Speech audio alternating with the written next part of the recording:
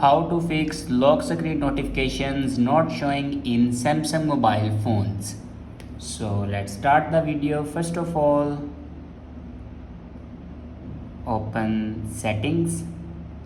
In settings, scroll down and click on notifications and then click on lock screen notifications. Make sure you can select cards, then you can see all the notification on your lock screen. If you select icon or dot, then you can see the dot of app icon, and if you want to show content, then simply click on it, and here you can hide content. If you want to show specific apps notification on your home screen, then simply press and hold on a app and then click on info icon and then click on notifications, and then here you can select your lock screen notification. If you want to Facebook notification not show on lock screen, then simply unselect this option.